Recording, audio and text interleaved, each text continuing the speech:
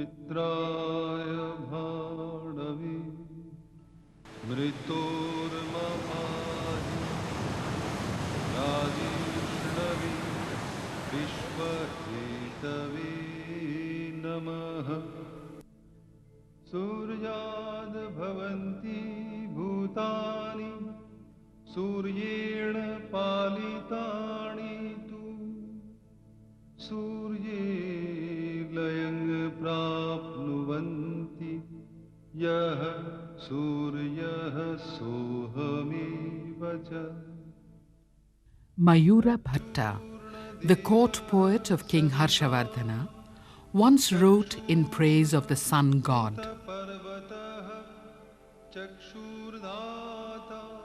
The car of Savita, ascending the pathway of the sky, is drawn upon by horses. May this car bring you happiness.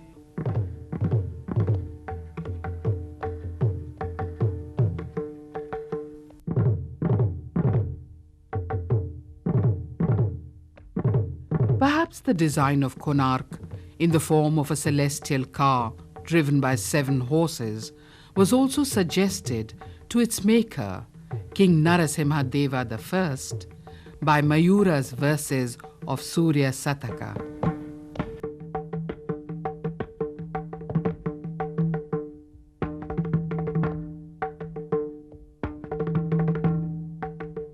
Looking at these life-sized musicians singing and dancing in praise of Surya, further echo the poet's verses. The rising splendor, the maker of the day, praised by Gandharvas with pleasing words and musical instruments of cymbal, drum and flute.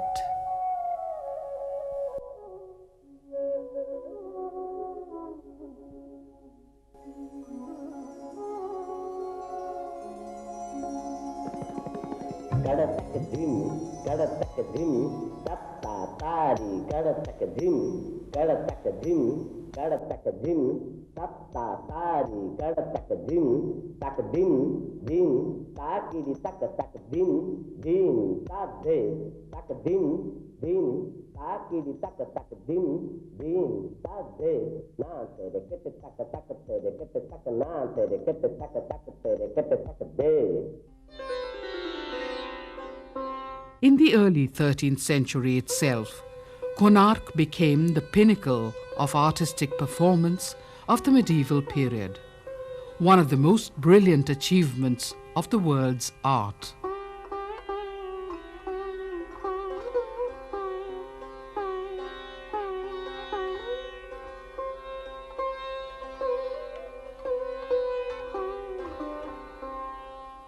Around 1238 AD, the king decided to commemorate his victory over the Yavanas by building a temple that would surpass the rest in magnificence.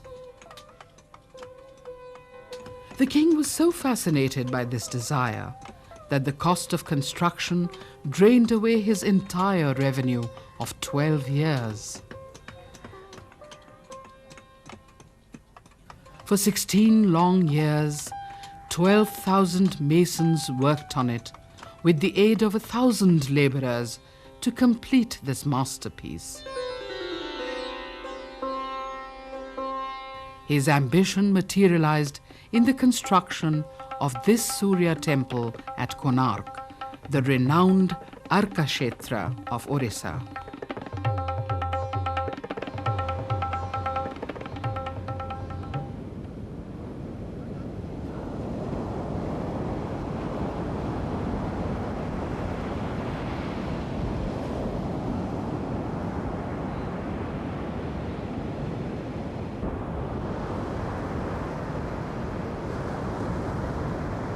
Konark was once a prosperous harbour for Kalinga merchants to sail off to Ceylon and East Indies. In fact, without a navigable stream, the colossal amount of heavy materials, manpower and foodstuff needed for the construction could never be gathered. The fact is further proved by a giraffe, Most probably, some trader had brought this strange animal from East Africa to the local port as a present for the king.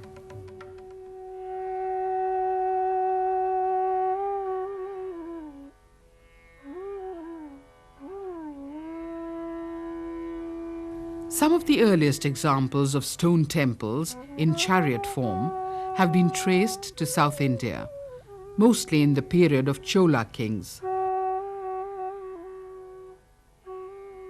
Narasimhadeva himself was a descendant from Anantavarma Chola Ganga, who combined in himself the Ganga and Chola blood.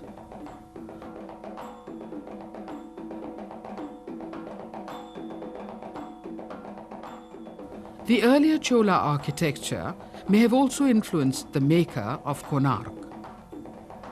The collective myth of this massive chariot is staggering, with its 12 pairs of wheels symbolizing the 12 months.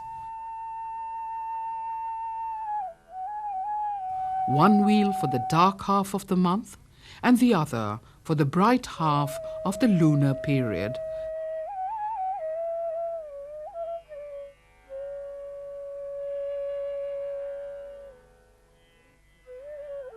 Poised as though it is about to fly off to the solar cycle of the year, Aruna, the sun's charioteer, is missing, but the illusion of flight uncannily hangs in the air.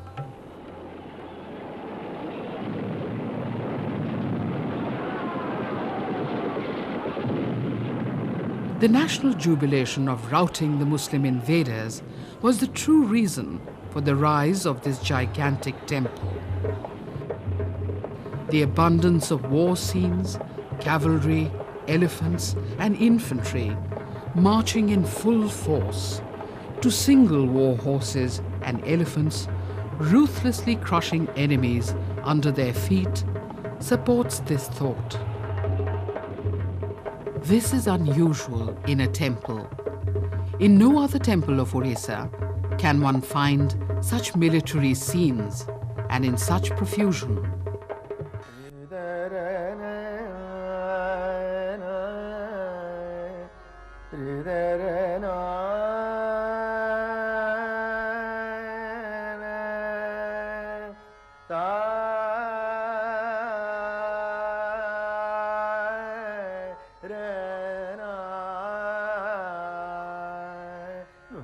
The temple recalls the torso of some famous classical statue.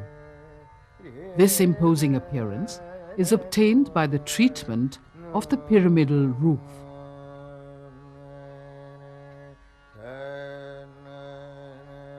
The white spaces in between are filled with sculptures of heroic size, an innovation that gives it human vitality.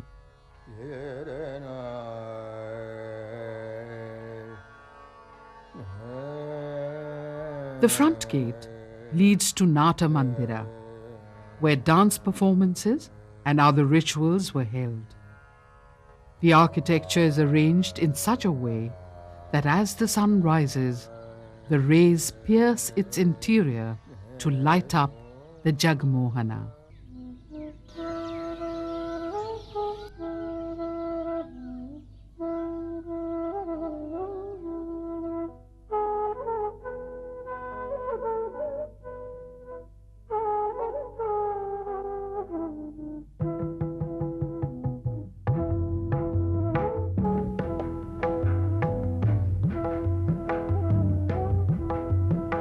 To enhance the richness of its appearance, the builders have filled out the pattern with intricate designs.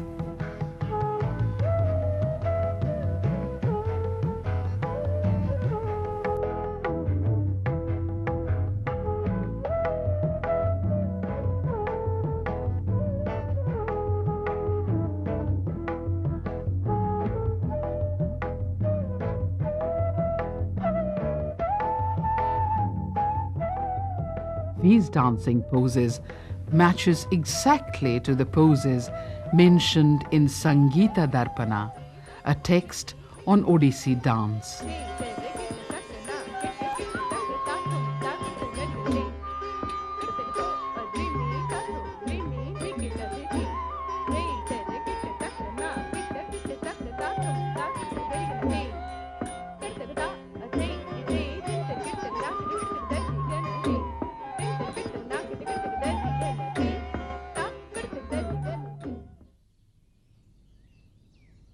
The eastern approach of Nata Mandira is flanked by colossal figures of Gaja Simha, lion rampant upon helpless elephant and mutilated human body, a symbol of ruthless power.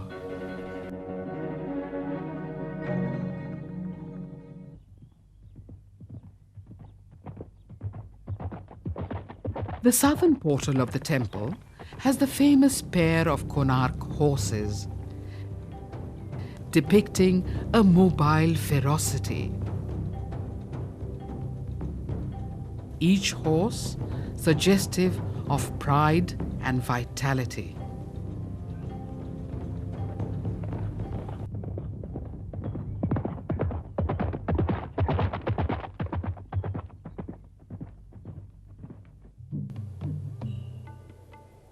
A pair of elephants showing massive strength lies at the northern gate. This noble creature is the heraldic symbol of the Oriya kings, the Gajapatis or lords of elephants.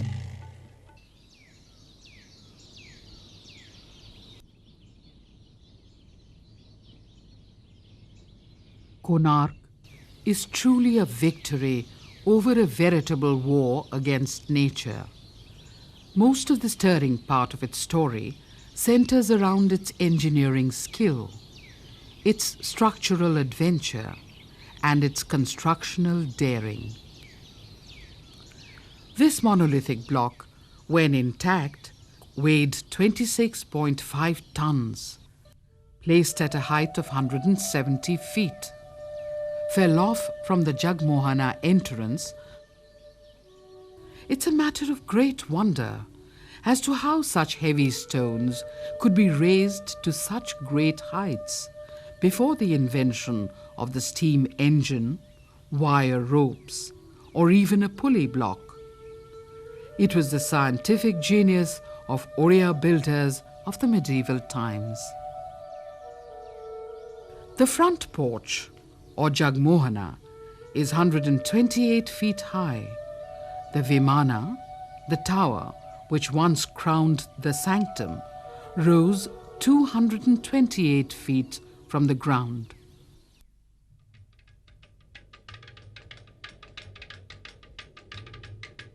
Very few Indian temples can boast of such an unrestrained abundance of plastic decoration as this vast structure.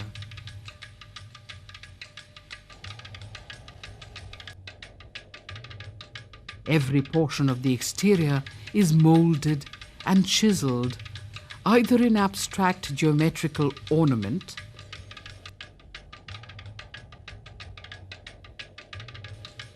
mythical animals,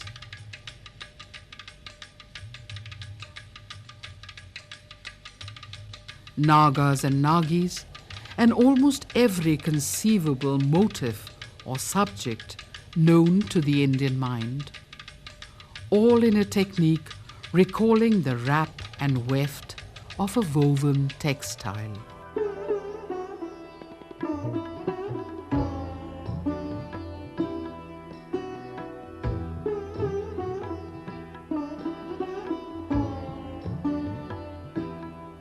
Scene of archery. Shikshadana motive. Batuka Bhairava. Dignified couple. Traveller. Palki procession. Soldiers. Amorous couple. Jaya Jaya Deva Hare Hare Hare Jaya Jaya Deva Hare. In this extreme southwest corner of the compound lies this Narayan brick temple, brought to light only in 1956. Ganga and Yamuna placed at the base, a rare example of river goddesses functioning as door guardians. An image of Gajalakshmi.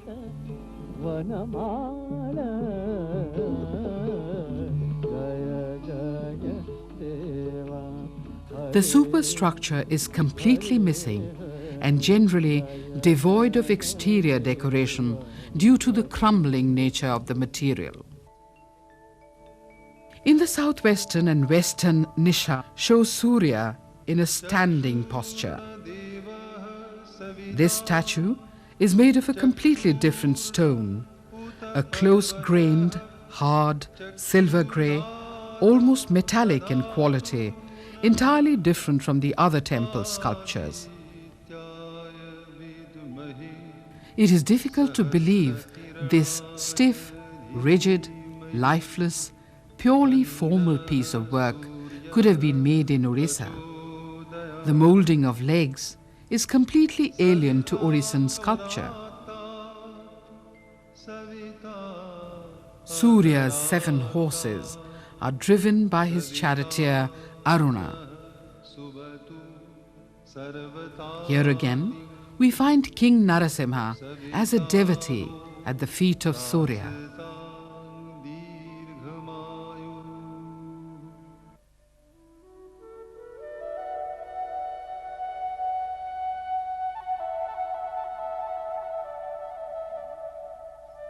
The North Nisha shows a deity seated upon a horse.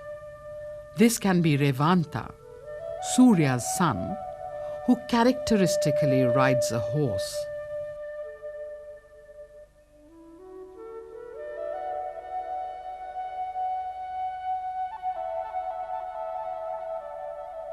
The souls of 1,200 poets have sought deathlessness through the stones they loved. Visitors of vision and perception can easily visualize the dance of the celestial nymphs in the empty, silent Natamandira even now.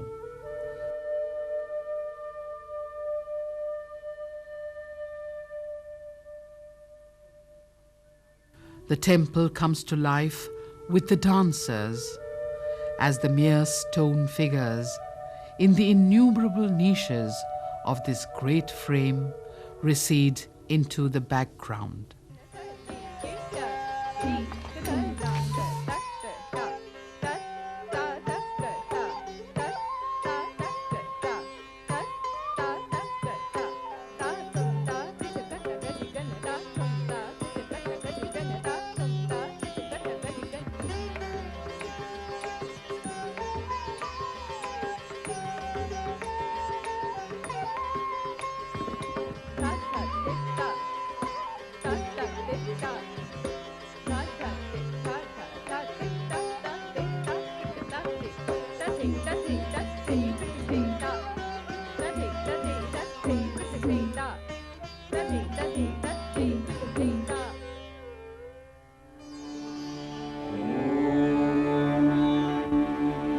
सर्वेषां स्वस्तिर्भवतु सर्वेषां